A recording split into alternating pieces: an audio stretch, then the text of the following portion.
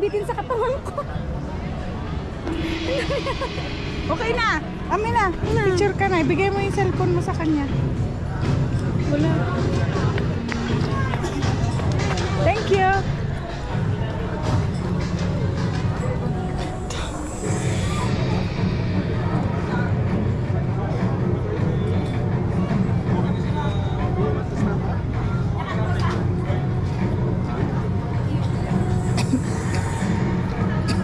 Hala!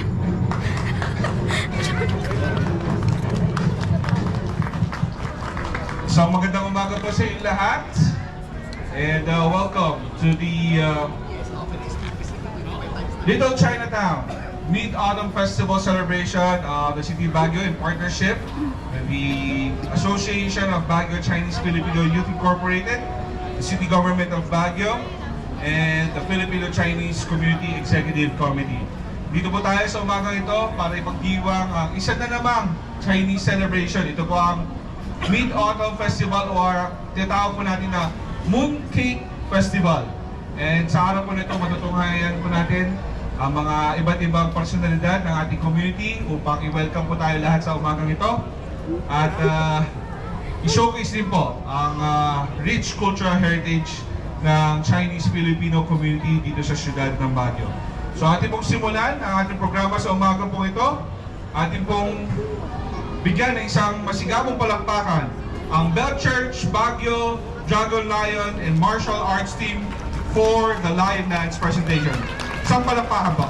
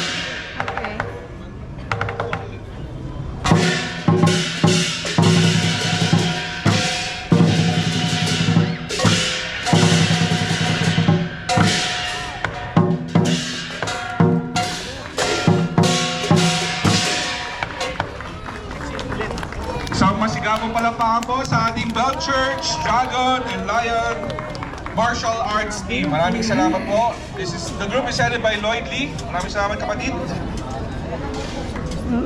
Para po sa ating mga panauhin sa umaga po ito, baka nagtataka po kayo, bakit po meron na namang Chinese celebration dito sa siyudad ng Baguio? Kung noong February or noong January-February, meron po tayong Spring Festival. Ito po yung Chinese New Year celebration. Bakit today meron na naman tayong Mid-Autumn Festival celebration? Baka nagtataka po kayo. Para po sa mga hindi po nakakaalam, ang Mid-Autumn celebration ay ang festival na kung saan ating pinagdidiwang ang harvest